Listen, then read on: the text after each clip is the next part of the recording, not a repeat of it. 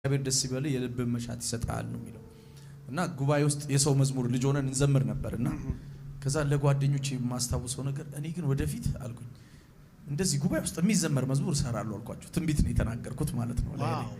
ስለዚህ እሰራለሁ አልኳቸው። ከዛ ቤት ገብቼ ያው እግዚአብሔርን ልመናላ ጌታ ወደፊት የኔ መዝሙር ጉባኤ ውስጥ ይዘመር ብዬ እግዚአብሔርን ለመንኩት ማለት ነው። ስለዚህ እግዚአብሔር ደግሞ ያንን አልከለከለኝም ሰጥቶኛል። እንግዲህ የተስፋዬ ጫላ መዝሙር ባለፈው ተወዳድረን በላው ተወዳድረን በልጠኛል ያን ጊዜ አስታውሳለሁ። እና ግን ዛሬ ማን እንደሚበልጥ እንግዲህ ዓለም ሁሉ ነው የመሰከረው። በአንድ ዳኛ ቢሆን ኖሮ እንግዲህ እፍርት ነው የሚባለው በልጅነት ችግር የለውም። አሁንም እንወዳደር ካልከኝ እሞክራለሁ።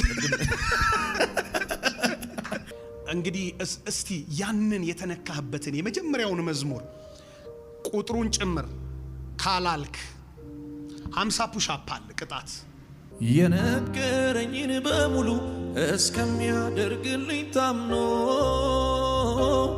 በክፉ ቀን መሸሸጊያ በሐሩር ጥላዬ ሆኖ ሲበላኝ ምቶ አጎረሰኝ ሲጠማኝ ዋየዝትኝ ሰውም ላፈር ሲለኝ ኢየሱስ እንታይተወኝ እንደ በደል ያልከፈለኝ በረከቱ ቤቴ ገብቷል። በነፍስና በስጋዬ በረከቱ ቤቴ ሞልቷል።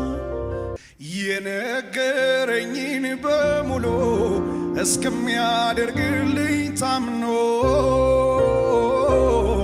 በክፉ ቀን መሸሸጊያ በሐሩር ጥላዬ ሆኖ ሲጠማኝ ምንጭ ፈለገ ሲርበኝ ደግሞ አጎረሰኝ ሰው አይን ላፈር ሲለኝ ኢየሱስ